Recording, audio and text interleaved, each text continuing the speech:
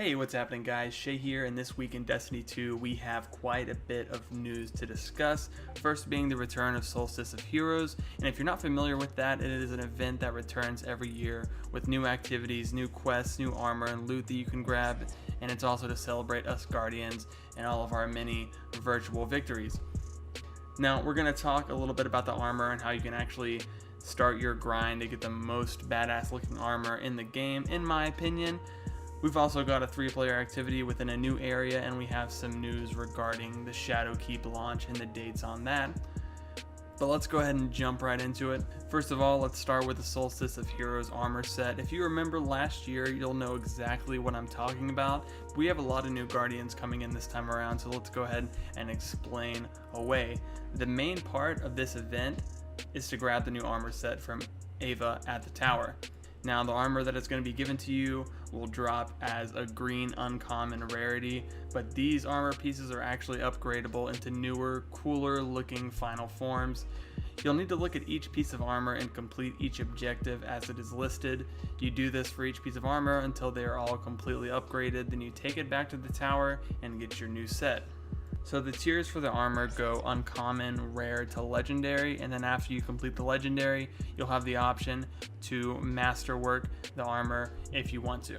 I do want to mention, because I was a little confused last year about the whole elemental orb situation, some of the objectives on the armor requires you to generate arc, void, or solar orbs.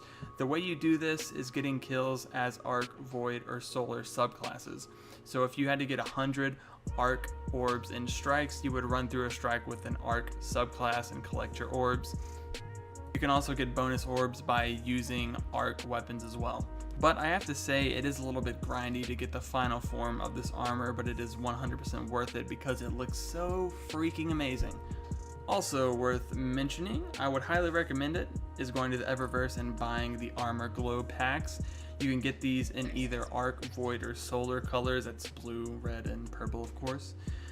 They're only 5,000 bright dust, and they put like kind of wings or weird looking glows to your armor, and it looks pretty freaking sweet. Or if you want to drop actual cash, you can buy them for 800 silver, but I will be of course grinding away at this armor set as much as I can this week.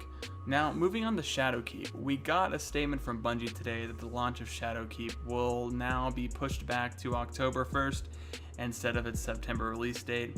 It's a little bit of a bummer, but they have a pretty good reason for it. They said they feel Shadowkeep could use some more time in the oven, and I don't know about you, but I very much appreciate the time and effort Bungie is putting towards their expansions and player base now that they are independent from Activision.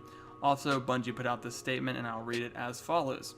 As we get closer and closer to serving up Shadowkeep in new light, it has become increasingly clear to us that our releases for this fall would benefit from a bit more time in the oven.